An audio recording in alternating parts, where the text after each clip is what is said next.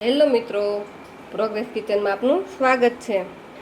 તો આજે આપણે વરસાદની સિઝનમાં ખાવાની મજા પડે તેવા પનીર અને ડુંગળીના પરોઠા બનાવીશું। તો ડુંગળી અને પનીરના સ્ટફ પરોઠા બનાવવાનું શરૂ કરીએ। તો સૌથી પહેલાં મેં 2 નંગ ડુંગળી લીધી છે અને એની સાથે 1 નંગ મેં બટાકું લીધું છે।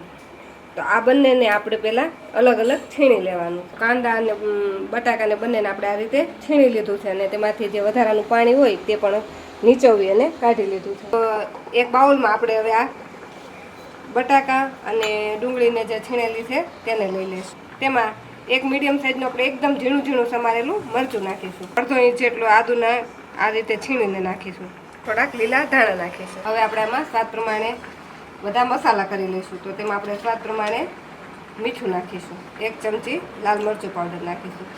આપણે તીખું મરચું નાખેલું છે એટલે મરચું પાવડર તમારે જે રીતે ટેસ્ટમાં જોઈએ તે પ્રમાણે નાખવાનું। અડધી ચમચી હળદર નાખીશું, 5 ચમચી જેટલી હિંગ નાખીશું, 1 ચમચી ધાણા જીરું પાવડર નાખીશું, અડધી ચમચી ગરમ મસાલો નાખીશું, અડધી ચમચી જેટલું આખું જીરું નાખીશું અને આમાં 1 કપ આપણે ઘઉંનો જે રોટલીનો લોટ હોય તે નાખીશું। આમાં આપણે 2 ચમચી જેટલું તેલ નાખી દઈશું। આ બધી જ વસ્તુને આપણે સરસ મિક્સ કરી દઈશું। રીતે બધું જ આપણે સરસ મિક્સ કરી દઈશું જેથી આપણા બધા જ મસાલા લોટ સાથે મિક્સ થઈ જાય। અને આ લોટ બાંધવામાં જો પાણીની જરૂર પડે તો જ આપણે પાણી નાખવાનું છે, નહીંતર આપણે ડુંગળી અને બટાકાનું જે પાણી હોય તેમાં જ આપણો આ લોટ બંધાઈ જશે। એટલે આપણે પહેલાં પાણી નાખવાનું જ નહીં। જો પછી પાણી નાખશું અને લોટ ઢીલો થઈ જશે તો પાછો આપણે વધારે લોટ નાખવો પડશે અને આપણું જે ડુંગળી અને બટાકા હોય એનો જે આપણે ફ્લેવર લાવવો હોય તે ઓછો આવશે। તો પાણી નાખ્યા વગર જ મારો આ લોટ બંધાઈ ગયો છે। તો આ રીતે આપણે પહેલાં પાણી નાખ્યા વગર જ લોટને બાંધી લેવાનો।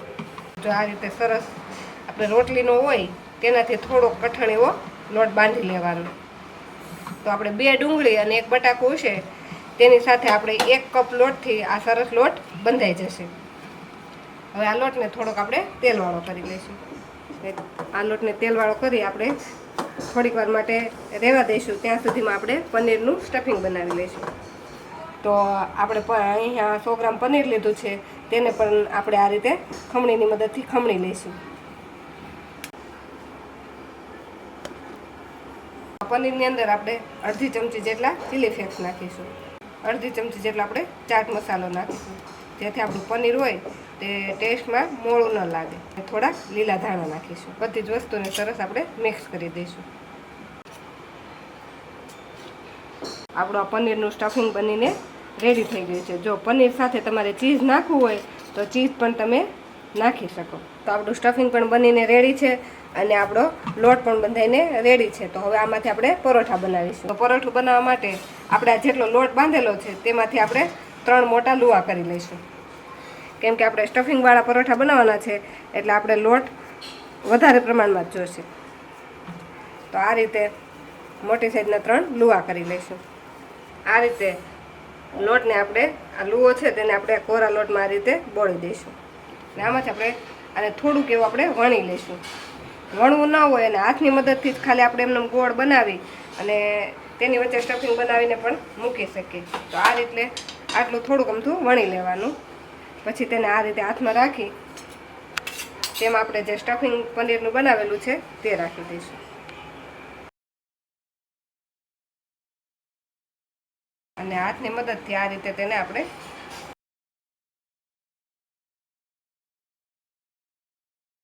કરતા ઉપરથી વધારે લોટ લાગે તો થોડોક આપણે ઉપરથી આ રીતે કાઢી લઈશું। આ રીતે એનો લુવો બનાવી લઈશું। તો આ રીતે સરસ આપણો લુવો બની ગયો છે ને તેની અંદર પનીરનું સ્ટફિંગ પણ ભરાઈ ગયું છે।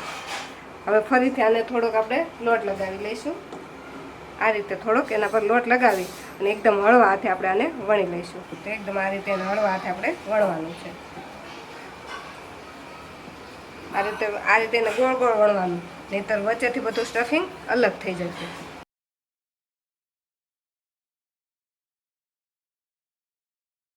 એકદમ આ રીતે હળવા હાથે વણશું એટલે ક્યાંયથી સ્ટફિંગ બહાર પણ નહીં આવે અને આપણું પરોઠું એકદમ સોફ્ટ બનશે। પરોઠાને શેકવા માટે મેં પહેલેથી જ નોનસ્ટિક પેનને ગરમ કરી લીધી છે, તેના પર આપણે આ વણાયેલું પરોઠું નાખી દઈશું. આ પરોઠાને આપણે આટલું થોડુંક જાડું જ રાખવાનું, એકદમ પતલું નથી વણવાનું. જો પતલું વણશું તો સ્ટફિંગ બધું બહાર આવી જશે. એક પરોઠું શેકાય ત્યાં વચ્ચે આપણે બીજું પરોઠું પણ વણીને તૈયાર રાખીશું. અને આ પરોઠાની એક સાઈડ થોડીક ડિઝાઇન પડી જાય પછી તેને આ રીતે આપણે પલટાવી લઈશું. બીજી સાઈડ પણ થોડુંક શેકાઈ જાય પછી આપણે તેના ઉપર આ પરોઠું તમારે ઘી, બટર કે તેલ જેમાં શેકવું હોય તે લગાવી દેવાનું. અને આ રીતે એને ફેલાવી દેવાનું. આ શેકાશે ત્યારે એકદમ સરસ એની સુગંધ આવશે. આ રીતે તેલ લગાવી તેને આ રીતે આપણે પલટાવી દેવાનું ને બીજી સાઈડ પણ લગાવી દેવાનું. એકદમ ધીમા ગેસ પર બંને સાઈડ ગોલ્ડન થાય ત્યાં સુધી આપણે એને પલટાવી અને શેકી લેવાનું. આપણા બધા જ પરોઠાને આપણે શેકી લઈશું. તો એકદમ સરસ એવા આપણા બધા જ પરોઠા બનીને રેડી થઈ ગયા છે. આ પરોઠાને દહીંના રાયતા કે ખાલી દહીં, સોસ કે ચટણી સાથે સર્વ કરી શકીએ. તો આપણા ડુંગળી પનીરના સ્ટફ પરોઠા બનીને રેડી થઈ ગયા છે. જો તમને અમારી આજની રેસીપી ગમી હોય તો અમારા વિડીયોને લાઇક કરો અને પ્રોગ્રેસ કિચન ચેનલને સબસ્ક્રાઈબ કરો.